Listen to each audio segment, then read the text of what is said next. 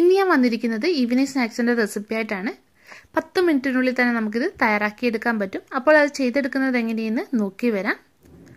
Snacks ചെയ്തെടുക്കാനായിട്ട് ഞാനിവിടെ ഒരു ചെറുപഴം എടുത്തിട്ടുണ്ട്. ഇനി ഇതിന്റെ തൊലിയൊക്കെ കളഞ്ഞിട്ട് നമുക്കൊരു മിക്സി ജാറിലേക്ക് ഇട്ട് കൊടുക്കാം.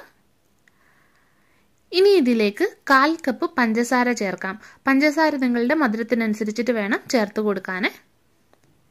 പിന്നെ വേണ്ടത് ഏലക്കയാണ്. ഒരു ഫ്ലേവറിന് വേണ്ടിയിട്ട് ഞാനിവിടെ 3 ഏലക്ക ചേർക്കുന്നുണ്ട്. ഇനി ഇത് നല്ലോണം ഒന്ന് അരച്ചെടുത്തിട്ട് വരാം. അപ്പോൾ പഴമൊക്കെ അരച്ച് എടുത്തിട്ടുണ്ട്. ഇതൊരു മിക്സി ബൗളിലേക്ക് ഇട്ട് കൊടുക്കാം.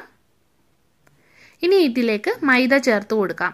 ഞാൻ 1 കപ്പ് മൈദയാണ് എടുത്തിരിക്കുന്നത്. ഇനി സ്വല്പം ഉപ്പ് കൂടെ ചേർക്കാം. കുറേശ്ശെ വെള്ളം ഒഴിച്ചിട്ട് ഇഡ്ഡലി മാവിന്റെ പരുവത്തിൽ കലക്കിയെടുക്കാം. ഇനി ഞാൻ ഇതിലേക്ക് കുറച്ച് തേങ്ങ തിരുമ്മിയത് ചേർക്കുന്നുണ്ട്. 2 ടേബിൾ സ്പൂണോളം തേങ്ങ വരും ഇത്.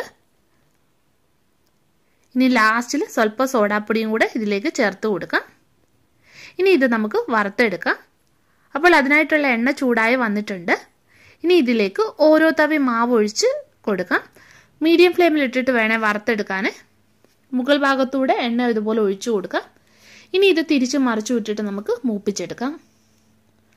അപ്പോൾ സ്നാക്സ് ചെയ്തെടുത്തിട്ടുണ്ട്. ഇത് ഞാനൊന്ന് മുറിച്ച് കാണിക്കാം. 10 മിനിറ്റ് മതി നമുക്കിത് ചെയ്തെടുക്കാൻ. നല്ല ടേസ്റ്റി ആയിട്ടുള്ളൊരു സ്നാക്സ് ആണ്.